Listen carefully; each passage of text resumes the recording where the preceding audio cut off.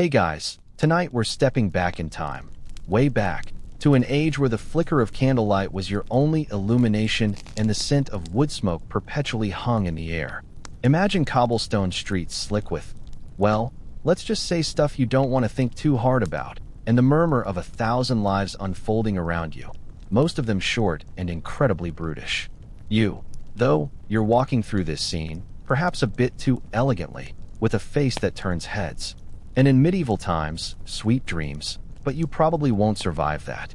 Being too pretty wasn't a blessing, it was a bona fide curse.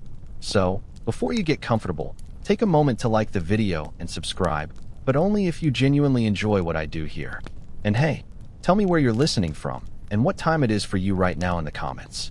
Now, dim the lights, maybe turn on a fan for that soft background hum, and let's ease into tonight's journey together. You're there, standing in the bustling marketplace.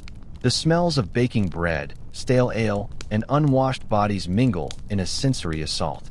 Your eyes, perhaps a touch brighter than average, your skin, perhaps a touch clearer, draw glances. These aren't always admiring glances, mind you. Oh no, they're often tinged with suspicion, with something akin to fear, or worse, with covetousness that spells trouble. In an era where life was harsh and often short, any deviation from the perceived norm, especially one as striking as exceptional beauty, was scrutinized. It simply had to have a reason, and in a deeply superstitious age, that reason was rarely benign. Think about it, survival was paramount. People were literally scrabbling for every scrap of food, every thread of clothing, every moment of warmth. A good harvest was a miracle, a bad one, a death sentence. In such a precarious existence, why would someone be granted such an overt advantage as stunning looks without some kind of karmic or supernatural debt attached? This wasn't the age of Instagram filters and beauty pageants. This was an age of practicalities, of hard labor, and of a pervasive belief in divine will and demonic interference. If you stood out, particularly in a way that seemed to defy the common struggle, you became a focal point. And focal points often became targets. Mainstream historical fact for you. The average life expectancy in medieval Europe hovered around 30 to 35 years, often much lower for the poor and those in urban centers. Child mortality rates were astronomical. So, if you made it past childhood, you were already beating the odds. And if you made it past childhood looking like a Renaissance painting, well, that just compounded the anomaly. You see, beauty was not seen as a gift that enhanced your chances of a long, happy life. It was something that could actively shorten it. Here's a quirky tidbit. Some medieval medical texts actually suggested that excessive beauty, particularly in women, was a sign of an imbalance of the humors, those four fundamental fluids believed to govern the body. Too much blood, too much phlegm, too much black bile, or too much yellow bile. Any of these could supposedly manifest as an unusually radiant complexion or captivating features. So, your sparkling eyes might not just be pretty. They might, to a medieval doctor, who was probably more of a barber surgeon, indicate an excess of choler, making you prone to anger or, even worse, hysteria. Suddenly, that compliment becomes a diagnosis, and not a good one. Historians still argue whether the concept of physical beauty as a moral and social hazard was more prevalent due to genuine religious conviction or simply served as a convenient justification for patriarchal control and the suppression of female agency. Was it truly about piety, or about keeping women in their place by making them afraid of their own reflections? This isn't a world where you flaunt. It's a world where you hide, or at least, you should have learned to. Your striking appearance could lead to whispers in the church pews, sidelong glances from the village elders, and an almost palpable sense of unease from those around you. They see not just a pretty face, but a potential disruption, a temptation, a target, or even a witch. Your very existence, shining bright in a dim world, was, to many, inherently suspicious. So, you're radiating beauty in this medieval landscape, and every time someone looks at you, they're not just seeing your sparkling eyes or your perfectly proportioned nose. Oh no, they're seeing a potential spiritual pitfall. Because in this deeply religious era, where the church held immense sway over every aspect of daily life, vanity was not just a minor character flaw, it was a grave sin. You see, The prevailing theological belief was that true beauty resided within, in piety, humility, and devotion to God. External beauty, especially when acknowledged or, heaven forbid, emphasized, was considered a dangerous distraction from the spiritual path. It was a snare, a temptation of the flesh, and something that could lead both the beautiful person and those who admired them astray. Imagine a sermon on a cold Sunday morning. The priest, perhaps a stern man with a booming voice, preaches about the dangers of worldly attachments, about how the devil uses earthly pleasures to lure souls from salvation. And there you are, perhaps not even trying to be noticed, but your natural comeliness makes you stand out among the drab, homespun tunics, and veiled heads. Every word about the sin of pride, about the fleeting nature of physical appearance, feels like it's aimed directly at you. You're not just being told not to be vain. You're being told that your very appearance is a source of temptation for others, making you, by extension, a potential instrument of the devil. A real mood killer, wouldn't you say? This wasn't just abstract theology, it had tangible consequences. If you were a woman of striking beauty, you might find yourself under increased scrutiny from the local clergy. They might question your modest attire, your demure behavior, always looking for signs that you were reveling in your looks rather than repenting them. Confession could become an interrogation about your thoughts on your appearance, about whether you were dressing to attract attention, or if you were spending too much time gazing into a polished silver mirror, a rare luxury, by the way, so that's a whole other level of suspicion. It was a no-win situation. Neglect your appearance, and you might be seen as unclean or disrespectful. Enhance it, and you're accused of vanity. Best just blend into the haystack, if you can. Here's a mainstream historical fact. The Church, particularly during the High Middle Ages, actively promoted a worldview that emphasized the spiritual over the material. Asceticism and self-denial were virtues. Anything that drew attention to the physical body, especially in a way that seemed to celebrate it, was viewed with suspicion. This extended to clothing, jewelry, and even elaborate hairstyles. Sumptuary laws, though more about social hierarchy, often had an undercurrent of moral judgment, dictating what various classes could wear, thereby subtly reinforcing the idea that ostentation was unholy. Now for a quirky or fringe tidbit. Some medieval texts, particularly allegorical poems and morality plays, would literally personify beauty as a character, often depicted as fragile, fleeting, and easily corrupted. Sometimes, beauty would even be led astray by lust or pride, ultimately leading to a downfall. So, if you were a real-life embodiment of this beauty, you were essentially walking around as a living, breathing cautionary tale. It's like being a character in a horror movie where everyone knows you're doomed from the opening credits. Historians still argue whether the Church's emphasis on the sin of vanity was primarily a means of social control, particularly over women, or a genuine theological attempt to guide souls toward salvation in a world obsessed with earthly pleasures.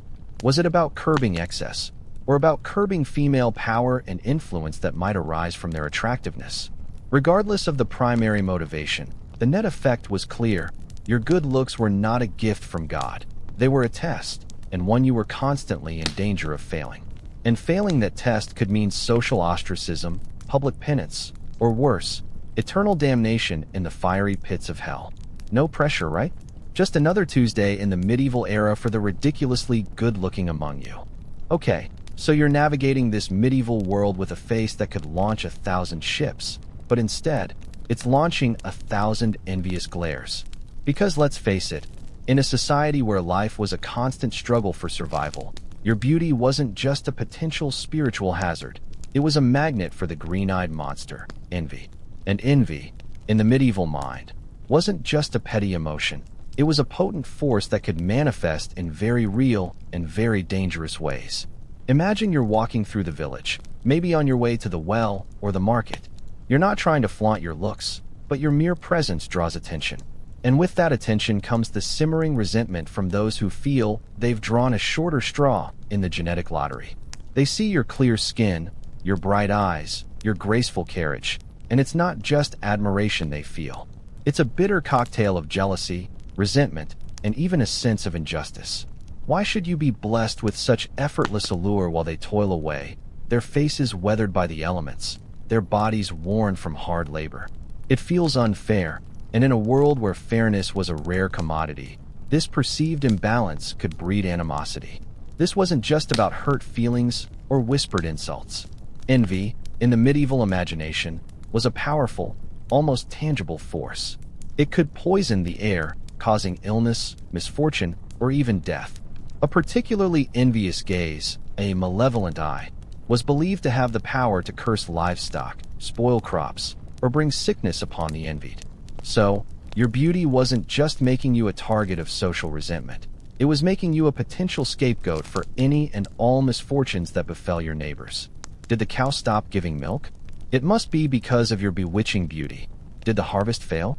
You probably cast a spell with those captivating eyes. Suddenly, your face is a weapon, and not in a good way. Mainstream historical fact. Medieval society was deeply hierarchical, with a rigid social structure that left little room for upward mobility. This created a fertile ground for envy, as people were constantly reminded of their place in the pecking order. Sumptuary laws, mentioned earlier, were a prime example of this, codifying social distinctions through dress and appearance.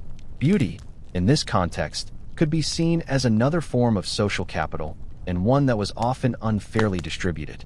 Here's a quirky or fringe tidbit. Some medieval folklore held that the most effective way to ward off the evil eye was to carry or wear objects that were considered ugly or repulsive. Think animal teeth, dried herbs, or even, wait for it, crocodile dung. Yes, you heard that right.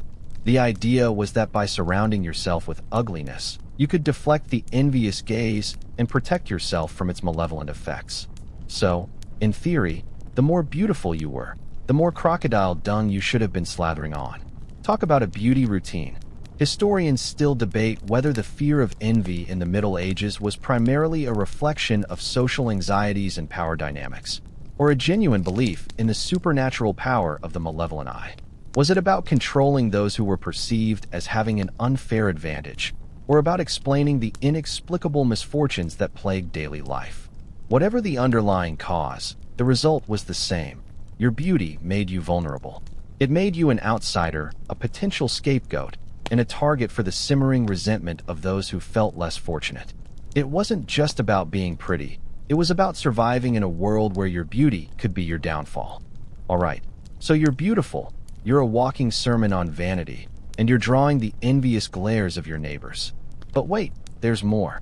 Because in the medieval worldview, extreme beauty often led down an even more perilous path, that of witchcraft accusations.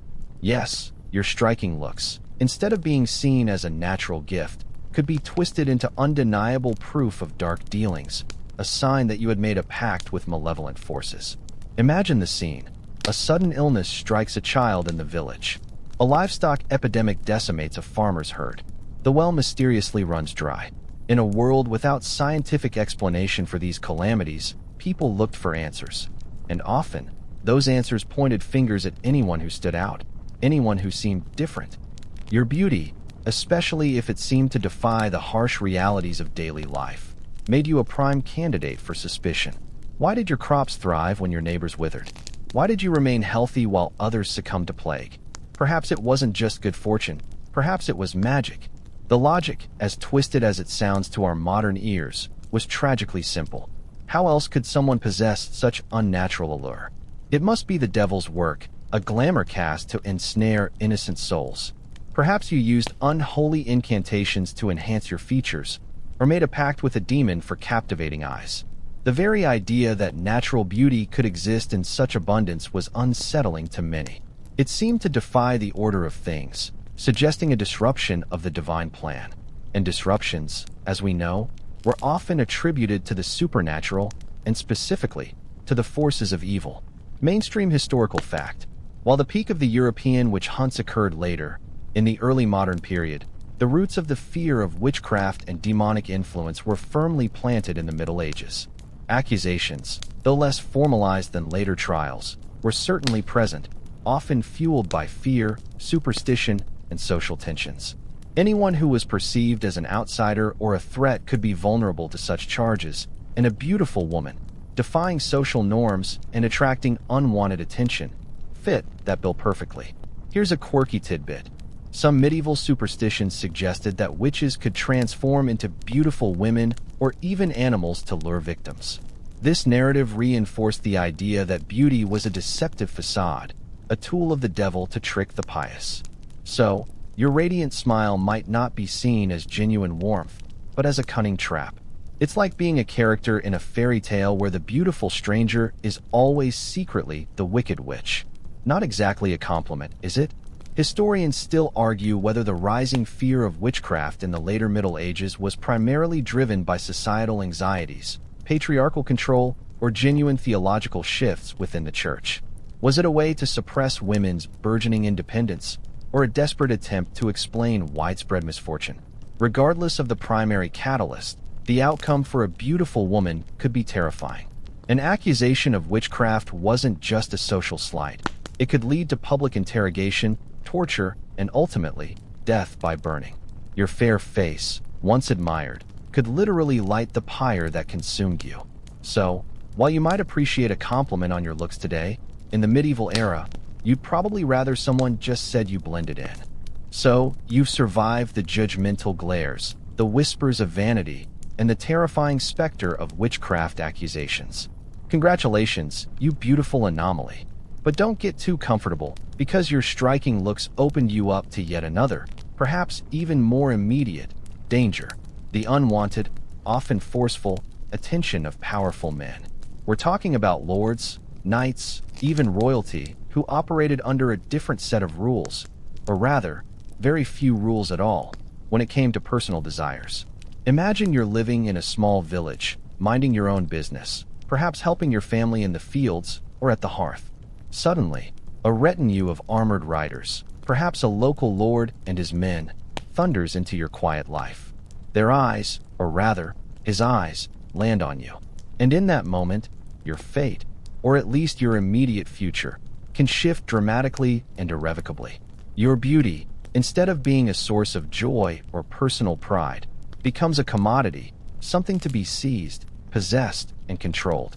There was no HR department to file a complaint with, no social services to call. His word was law, and his desire, often, was your destiny.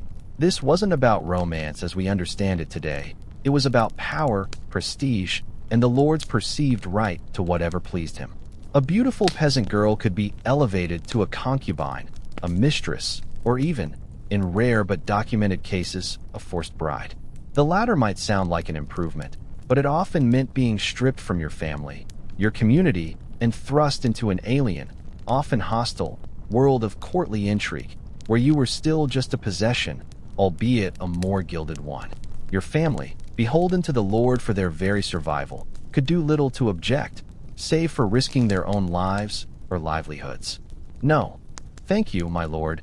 She's perfectly happy here. Shoveling dung wasn't exactly a viable option. Mainstream historical fact. The practice of droit du seigneur, though its actual widespread application is debated by historians, the concept of a lord's right to the first night with a peasant bride certainly existed in the popular imagination, and legal justifications illustrates the immense power imbalance. Lords wielded vast authority, and the lives of commoners were entirely at their mercy. A lord's sexual entitlement was a grim reality for many women under his dominion. Here's a quirky tidbit. Medieval tales and ballads are rife with stories of beautiful maidens being abducted by knights or noblemen, sometimes with the intention of marriage, often with far less honorable aims. These narratives, while fictional, reflected a very real societal fear and a recognized vulnerability for women of striking appearance. It was such a common trope that people would have understood the danger almost instinctively, yet it didn't make you any safer. Historians still argue whether the portrayal of powerful men's sexual exploits in medieval literature accurately reflects the frequency of such events, or if it was more a cautionary tale designed to reinforce social norms and female subservience. Was it a widespread reality or a potent myth? Either way, the threat was palpable. Your radiant appearance could mark you for a life of subservience in a lord's castle, or worse, a life of quiet desperation as his unwilling plaything, with little to no recourse. Your beauty, paradoxically, stripped you of your agency, making you an object in the eyes of men who saw themselves above the law. All right, You've caught the eye of a lord, and that's already a sticky wicket. But let's broaden that scope a bit, because your exceptional looks made you a target for another, equally terrifying, peril: abduction and exploitation. This wasn't just the whim of a powerful nobleman. This was the grim reality of a world with limited law enforcement and even less protection for vulnerable individuals, particularly women who possessed something desirable. Imagine walking alone, perhaps on a pilgrimage, or simply traveling between villages to visit relatives. The roads are often little more than muddy tracks, winding through dense forests or desolate moors. Bandits, rogue knights, or opportunistic groups of desperate men lurk in the shadows. And for them, a beautiful woman isn't just a potential victim. She's a prize, a valuable commodity. She could be held for ransom, sold into servitude, forced into marriage, or, grimly, exploited in far more brutal ways. There was no Amber Alert system, no widespread network to track missing persons. Once you were gone, you were simply gone. This wasn't always about a grand, cinematic kidnapping.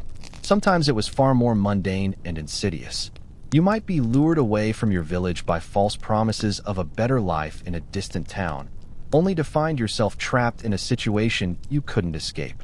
Or perhaps you were simply unfortunate enough to be in the wrong place at the wrong time, your striking appearance serving as an immediate flag to those with ill intentions. Your beauty, instead of being a shield, acted as a beacon, drawing danger directly to you. It's like having a giant, flashing neon sign over your head that says, "I am valuable and unguarded." Mainstream historical fact: travel in the Middle Ages was inherently dangerous. Roads were poor, and organized law enforcement was nascent or non-existent outside of major towns and castles.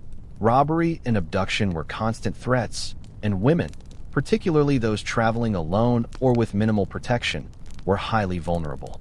This lack of security meant that even common journeys could turn into life-threatening ordeals, especially if you presented as a tempting target. Here's a quirky tidbit. Some medieval chronicles describe wolfmen, or outlaws who lived deep in the forests, preying on travelers. While often exaggerated for dramatic effect, these stories reflected a very real fear of the wild, untamed spaces outside of settled communities, where rules dissolved and danger lurked. A beautiful woman entering such territory was almost inviting the attention of these predatory figures. It's like stepping into a dark alleyway in a bad part of town, except the whole world was a bad part of town. Historians still argue whether the prevalence of abduction in medieval society was a reflection of the overall lawlessness of the age, or if it was exacerbated by specific cultural attitudes towards women as property. Was it simply a feature of a brutal era, or did the perceived value of a beautiful woman actively increase her risk? Regardless of the exact balance, the constant threat of being snatched away from your life, family, and freedom, simply because of your appearance, was a terrifying burden. Your face, once a source of admiration, could become the very reason you lost everything, vanished into the vast, unforgiving landscape of medieval Europe. So, you're dodging bandits and powerful lords, all thanks to your sparkling presence. But let's talk about the more legitimate side of medieval life where beauty played a role, albeit still a dangerous one: the marriage market. While your stunning looks might seem like an asset in securing a good match, they also dictated a very specific and often restrictive societal role for you. Beauty, in this context, became a kind of informal dowry, a currency that could raise your family's status, but one that came with its own set of perilous strings attached. Imagine your parents, perhaps a struggling merchant family or land-poor gentry, looking at you. They see not just their daughter, but a potential ladder. Your beauty could attract a suitor from a higher social standing, someone with more land, more wealth, more influence. This wasn't about love, not primarily anyway. This was about alliances, about consolidating power, about securing the family's future. You were, in essence, a valuable chip in a high-stakes game of medieval Monopoly. The problem, of course, was that while your beauty might attract a powerful suitor, it didn't guarantee his kindness, his fidelity, or even your safety. You might be married off to an older man, a brutal man, or simply a man whose interests lay entirely elsewhere, all for the sake of a strategic alliance. Your personal happiness, your desires, your very autonomy were secondary, if they were considered at all. And once you were married, your husband legally owned you and everything you possessed, including your valuable face. You became property, and property could be managed, controlled, and sometimes, regrettably, abused. Mainstream historical fact: marriage in the Middle Ages, especially among the upper classes, was overwhelmingly a strategic arrangement rather than a love match. Dowries, land, political alliances, and social status were the primary considerations. While a woman's fertility and lineage were important, her physical attractiveness could certainly enhance her eligibility and the perceived value she brought to the union. Here's a quirky tidbit. Some medieval marriage contracts would meticulously detail the dowry, sometimes even including specific items like clothing, jewelry, or household goods, almost like a checklist. While beauty wasn't typically itemized, its value was implicitly understood in the social standing of the match it could secure. It's like being a prize-winning pig at the county fair, except with much higher stakes and far fewer belly rubs. Historians still argue whether the transactional nature of medieval marriage was primarily a pragmatic response to the harsh economic realities of the time, or a deliberate system designed to perpetuate patriarchal power structures and limit female agency. Was it simply how things had to be, or was it a carefully constructed cage? Regardless, for a beautiful woman, the marriage market presented a stark choice: be an object of desire, and potentially a victim of circumstance, or risk being completely overlooked, with even fewer options in a society that offered few avenues for single women. Your face, while perhaps opening doors, often opened them into gilded cages. Okay, so you've secured a marriage, perhaps to a powerful lord, or at least someone of consequence. You might think, phew, safe at last. But hold on to your perfectly coiffed wimple, because your beauty, far from being a shield, often became a double-edged sword, attracting the venomous attentions of jealous wives and female rivals. The medieval court, or even the village community, was a viper's nest of intrigue, and your dazzling presence just made you the most glittering, and therefore most dangerous, target. Imagine being the new, beautiful wife in a lord's castle, or simply the prettiest girl in a small, tight-knit community. You're an outsider, an interloper, and your natural charm is immediately perceived as a threat. The existing ladies of the court, especially the lord's previous paramours, or even his first wife if you're a second wife, will view you with intense suspicion. They see you as a rival for attention, for affection, for resources, and most critically, for influence. And these women, often with their own networks and subtle forms of power, could be far more ruthless than any bandit. Their weapons weren't swords or daggers, but whispers, rumors, and calculated social slights. They could spread gossip about your promiscuity, your vanity, or even, harking back to Section 4, your suspected dabbling in dark magic. They might try to alienate you from your new husband, turn his family against you, or undermine your reputation in the eyes of the community. A slight change in expression, a pointed comment about your attire, or a deliberate exclusion from a social gathering could be designed to isolate you, to make you vulnerable. Being beautiful often meant being alone in a hostile world without allies. It was a constant psychological battle, where your looks were both your perceived strength and your ultimate weakness. Mainstream historical fact: medieval courts, particularly those of kings and powerful nobles, were hotbeds of political maneuvering and personal rivalries. Women, while often excluded from direct political power, exerted influence through their relationships and social networks. The competition for favor, status, and the attention of powerful men could be incredibly intense, leading to elaborate plots and cruel machinations against rivals. Here's a quirky tidbit. Some medieval texts, particularly advice literature for noble women, often warned against displaying excessive vanity or drawing too much attention to oneself, not just for moral reasons, but for pragmatic ones, to avoid inviting the envy and machinations of other women. It was almost like a survival guide, instructing you to dull your shine a bit so you wouldn't get pecked to death by the other hens in the coop. Historians still argue whether the portrayal of female rivalries in medieval literature is an accurate reflection of the everyday lives of women, or if it was exaggerated to reinforce patriarchal ideas about women's inherent jealousy and inability to coexist. Was it a real danger, or a convenient narrative? Regardless, The beautiful woman was often caught in the crosshairs, a pawn in a game she didn't choose to play, simply by virtue of her appearance. Her very loveliness became a bullseye, drawing the ire of those who saw her as a threat to their own precarious positions. You've survived the social warfare of jealous rivals, but your radiant appearance had another, less obvious, and somewhat bizarre, pitfall in the medieval world: medical superstitions. Yes, your striking beauty could actually be seen as a symptom of underlying ailments or imbalances in the body, according to the rather peculiar medical wisdom of the era.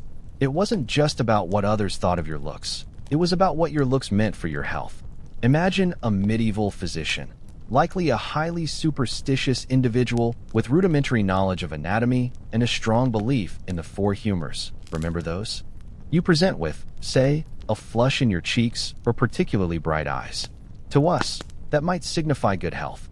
To them, it could be a sign of an excess of blood, leading to a sanguine temperament that was passionate, but also prone to fevers and instability. Your clear, glowing skin might be interpreted as an imbalance of phlegm, or a sign of an overly warm constitution that needed to be cooled. It was a bizarre kind of reverse psychology. If you looked too perfect, something had to be fundamentally wrong. This could lead to all sorts of strange and uncomfortable treatments. If you were deemed to have too much blood, perhaps due to your vibrant complexion, you might be subjected to bloodletting, a charming procedure involving leeches or surgical incisions to drain what was believed to be excess blood. Feeling a bit pale? Maybe you'd be prescribed some truly unappetizing concoction of herbs and animal parts designed to balance your humors. Your beauty wasn't just a social liability. It could be a medical one, leading to interventions that were often more harmful than helpful, and certainly not pleasant. It's like going to the doctor today for a checkup and being told your gorgeous hair means you need a full-body enema. Thanks, doc. Mainstream historical fact. Medieval medicine was heavily influenced by the theory of the four humors: blood, phlegm, yellow bile, and black bile, derived from ancient Greek and Roman medical traditions. Illness was believed to be caused by an imbalance of these humors, and treatments aimed to restore equilibrium, often through methods like bloodletting, purging, or dietary adjustments. Here's a quirky tidbit. Some medieval texts on physiognomy, the practice of assessing a person's character and health from their outward appearance, offered specific interpretations for various beautiful features. For instance, excessively long or lustrous hair might be linked to a tendency towards melancholy or even hysteria. A perfectly symmetrical face could be seen as a sign of a superficial nature. So, your beautiful features were literally being read for hidden flaws or illnesses, even if you felt perfectly healthy. Historians still argue whether the humoral theory of medicine, despite its inaccuracies, provided a coherent framework for understanding the body in the absence of modern scientific knowledge, or if it simply perpetuated harmful and ineffective practices based on superstition. Was it a primitive science, or just elaborate guesswork? Regardless, for a beautiful person, it meant that your very appearance could be a red flag to a medieval practitioner, leading to uncomfortable and potentially dangerous interventions based on deeply flawed medical reasoning. Your face wasn't just a window to your soul. It was, apparently, a diagnostic tool for your imminent disease. So, your beauty had doctors scratching their heads and reaching for their leeches. But even more pervasive and arguably more dangerous was the constant gaze of the church. We touched on vanity earlier, but this is a deeper, more insidious level of scrutiny. The church, as the dominant moral authority, viewed female beauty with a profound mix of suspicion, fear, and a desire for control. It wasn't just about personal sin, it was about the very fabric of society. Imagine the watchful eyes of priests, nuns, and pious parishioners. They weren't just observing you, they were judging you against a rigorous standard of spiritual purity. Your radiant appearance, especially if accompanied by any hint of adornment or a confident demeanor, was often interpreted as a sign of worldliness, a rejection of spiritual humility, and potentially an open invitation to sin, both for yourself and for those who beheld you. The more striking you were, the more of a temptress you became in their eyes, whether you intended to be or not. This pervasive suspicion could manifest in very real ways. You might be singled out for public penance if your attire was deemed too revealing or your hair too artfully arranged. Nuns might counsel young women with beautiful features to consider a life in a convent, not necessarily out of true vocation, but as a safe place to remove them from worldly temptations and prevent them from becoming temptations themselves. It was a subtle form of societal pressure, where your inherent attractiveness was seen as a spiritual liability that needed to be contained, if not outright suppressed. No glittering prizes for you, just a life of quiet piety, preferably veiled. Mainstream historical fact: the medieval church actively promoted strict moral codes, particularly concerning female modesty and chastity. Women were often seen as inherently more susceptible to sin and as temptresses, drawing from interpretations of Eve's role in the Garden of Eden. This theological framework contributed to a cultural environment where female beauty was often viewed with apprehension and associated with moral danger. Here's a quirky tidbit. Some medieval saints' lives recount tales of holy women who deliberately disfigured themselves or took extreme vows of poverty and plainness to avoid tempting men or to demonstrate their complete rejection of worldly vanity.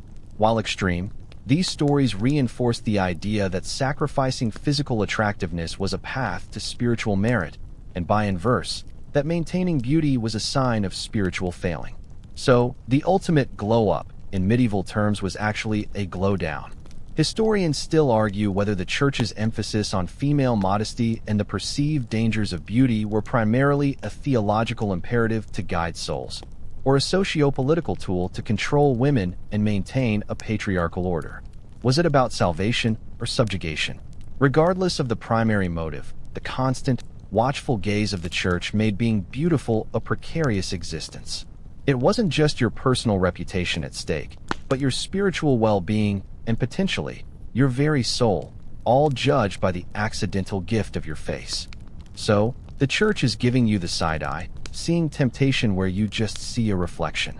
But this gaze wasn't always subtle. Sometimes, it led directly to public shaming rituals. Yes, your striking looks, especially if coupled with any perceived moral transgression or even just an accusation, could land you in a very visible and very humiliating spotlight. In medieval society, communal control was paramount, and public degradation was a powerful tool to enforce norms. Imagine a market day, bustling with people. Suddenly, you're the center of attention, but not in a good way. Perhaps you've been accused of vanity because you wore a piece of jewelry deemed too extravagant for your station, or maybe a rival has spread rumors about your character. You might find yourself paraded through the streets, or perhaps even placed in the stocks, subjected to the jeers and rotten vegetables of the crowd. This wasn't just a slap on the wrist. It was a deliberate act to break your spirit and remind everyone, including you, of the dangers of standing out. Your beauty, which others might covet, was now being used as an instrument of your punishment. It's like being forced to wear a billboard that says, "Look at me. I'm a terrible person because I dared to look nice."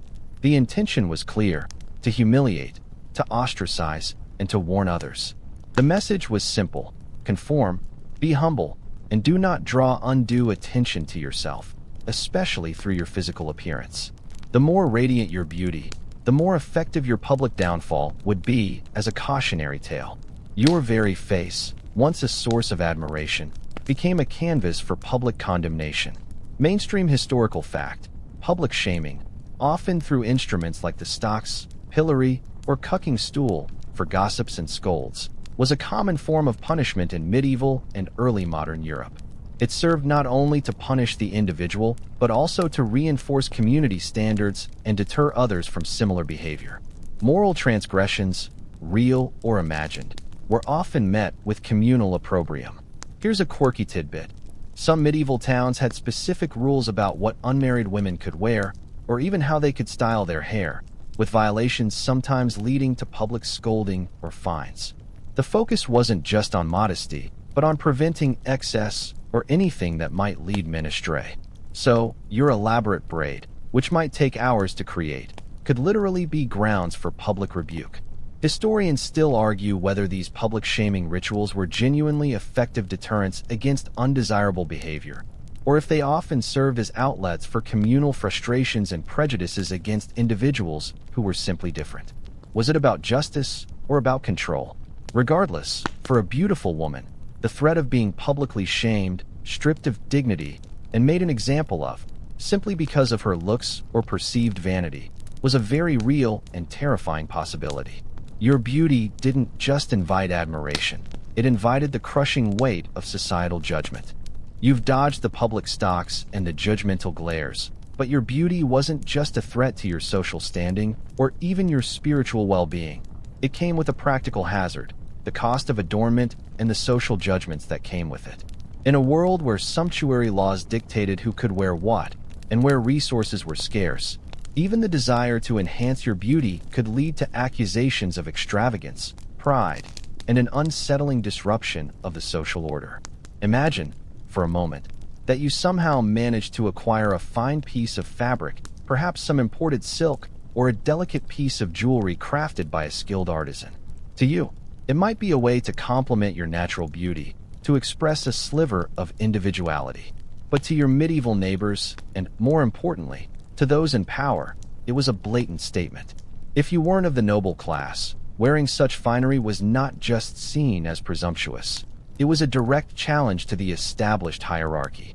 It was like showing up to a peasant feast in a ball gown, except in medieval times, that could get you into serious trouble. Furthermore, the very act of maintaining a beautiful appearance was a time-consuming and often expensive endeavor, even in rudimentary ways. Cleanliness was a luxury, and exotic soaps or perfumes were incredibly rare. If you spent precious time or meager resources on your appearance, it could be seen as neglecting your duties, your family, or your spiritual obligations. A woman who was too well kept might be suspected of idleness, vanity, or even of having illicit means to fund her upkeep. Your well-groomed hands might suggest you weren't working hard enough, or your clear complexion might hint at secret indulgences. Mainstream historical fact: sumptuary laws were enacted across medieval Europe, dictating what clothing, fabrics, and adornments people of different social classes could wear. These laws were designed to maintain social distinctions, prevent extravagance, and control perceived moral decay. Violations could result in fines, confiscation of goods, or even public humiliation. Here's a quirky tidbit. Some medieval medical and beauty texts contain recipes for skin lighteners or hair dyes, often involving questionable ingredients like lead-based compounds or animal fats. While people certainly tried to enhance their looks, these practices were often dangerous, ineffective, and, if discovered, could lead to accusations of vanity or even witchcraft. Remember that crocodile dung sunscreen? Probably safer than some of the beauty concoctions. Historians still argue whether sumptuary laws were primarily economic measures to control spending or social tools to reinforce hierarchy and moral order. Was it about keeping people in their place, or about preventing perceived spiritual corruption? Regardless, for a beautiful woman, the act of simply trying to look her best or adorn herself could be fraught with peril, inviting not compliments, but suspicion, judgment, and even legal repercussions. Your desire to enhance your natural gifts was, in many ways, an act of rebellion, and a dangerous one at that. So, you're navigating the treacherous waters of medieval fashion and social judgment.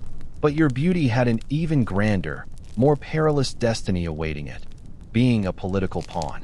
Far from being an individual with desires or agency, a beautiful woman was often seen as a valuable asset to be traded, married off, or used in complex political maneuvers, regardless of her own will or happiness. Imagine being born into a noble family. Your father is a duke, a count, or perhaps a powerful knight, always calculating his alliances, his enemies, and his future. And then there's you, his strikingly beautiful daughter. To him, you aren't just his child. You are a living, breathing treaty. Your hand in marriage could seal a peace pact between warring factions, solidify a shaky alliance, or unite vast tracts of land under a single banner. Your beauty, in this grand political chess game, was a move on the board, a piece to be sacrificed or strategically placed. This meant you could be betrothed as a child, sent away to a foreign court, or married to a much older man, perhaps even a widower with a brood of children already. You had little to no say in the matter. Your personal feelings were irrelevant in the face of dynastic ambition and geopolitical strategy. You were simply too valuable, too potent a tool, to be left to your own devices. Your dazzling looks, which might bring you personal admiration, simultaneously robbed you of personal freedom, binding you to a fate dictated by power-hungry men. It's like being born with a giant property of the crown tattoo on your forehead, whether you like the monarchy or not. Mainstream historical fact: dynastic marriages were the cornerstone of medieval European politics. Royal and noble families frequently used marriages as a means to consolidate power, expand territories, and forge alliances. The physical attractiveness of a princess or noblewoman could certainly enhance her desirability as a bride, and thus her political value. Here's a quirky tidbit. Some medieval chronicles describe elaborate bride shows, where potential candidates for a royal or noble marriage would be presented, almost like cattle, for inspection by the suitor or his representatives. While the focus was often on health and fertility, beauty was undeniably a factor, seen as a sign of good breeding and an appealing complement to the alliance. Historians still argue whether royal and noble women, despite being used as political pawns, were sometimes able to exert their own subtle influence and agency within these arranged marriages. Did they find ways to navigate and even manipulate the system, or were they truly just helpless pieces on the board? Regardless, for a beautiful noblewoman, her striking appearance was less a blessing and more a heavy burden, linking her destiny inextricably to the ruthless machinations of medieval power politics. Your face, while a visual marvel, was often a gilded cage. So, your face might have sealed a treaty or expanded a kingdom, all without your consent. But your physical attractiveness also cast a long shadow over something far more personal and immediate: inheritance and disinheritance. In a world where property, lineage, and family reputation were paramount, your beauty could play a surprising, and often detrimental, role in determining your share of family wealth, or even whether you remained in your family's good graces. Imagine a scenario where a wealthy father has several children, and one of them is you. Exceptionally beautiful, perhaps a bit too flamboyant for his conservative tastes, or worse, someone whose dazzling looks have already attracted unwanted scandals or rumors. Remember all those other dangers.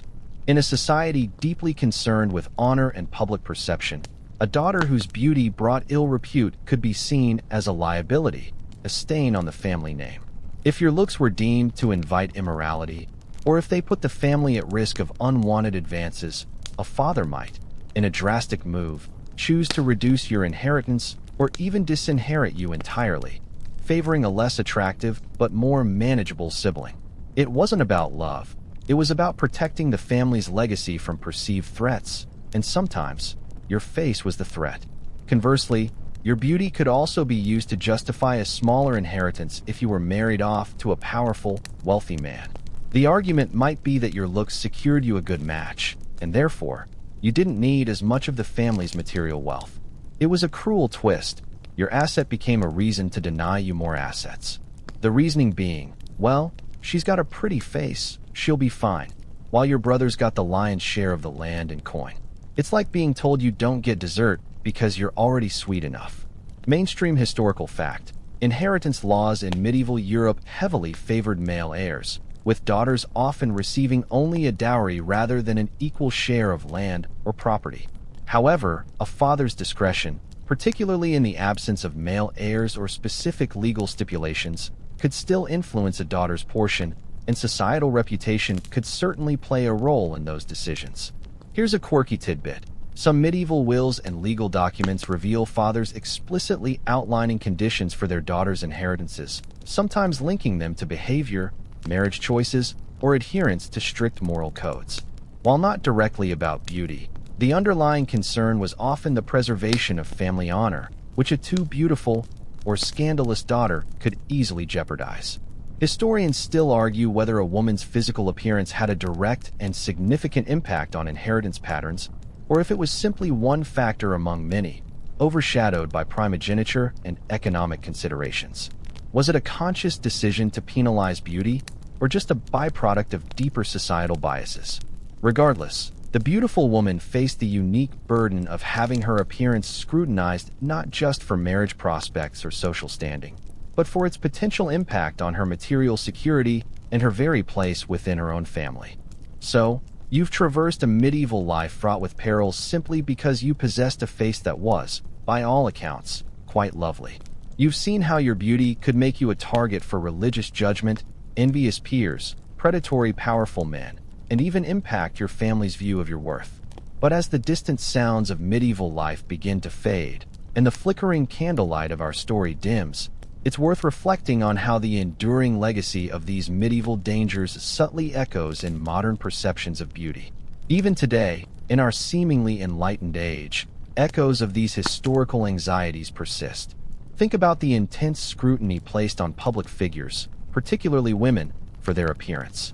The endless debates about too much makeup, too revealing clothing, or the swift condemnation that follows any perceived vanity. Haven't we, in some insidious way, inherited the medieval church's suspicion of outward adornment? The whispers of "she must have done something" when a beautiful person experiences misfortune, or the implicit judgment that someone attractive might be less intelligent or less capable. These are ghostly whispers from an age when beauty was equated with spiritual or moral failings. Consider the femme fatale trope in literature and film, the beautiful woman who inevitably brings destruction. Isn't that a direct descendant of the medieval fear that beauty was a dangerous snare, a tool of temptation? Or the way celebrity culture often pits attractive women against each other, fueling rivalries and social slights. A modern-day echo of those jealous medieval ladies in court, vying for attention and influence. We might not have literal witch trials or public stockades, but the digital age has certainly created its own versions of public shaming for those who deviate from perceived norms of beauty or behavior. Mainstream historical fact.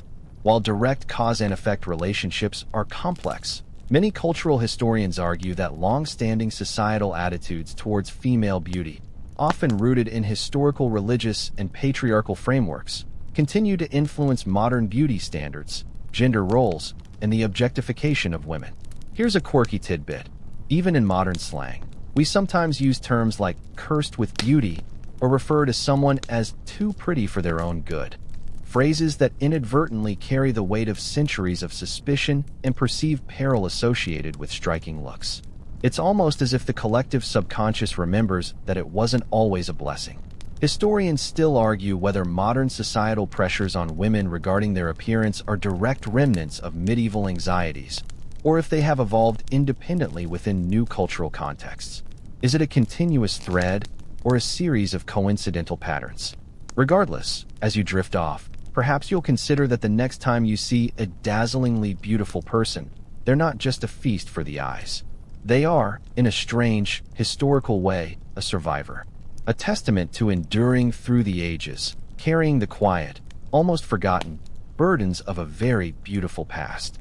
Now, dim the lights even further.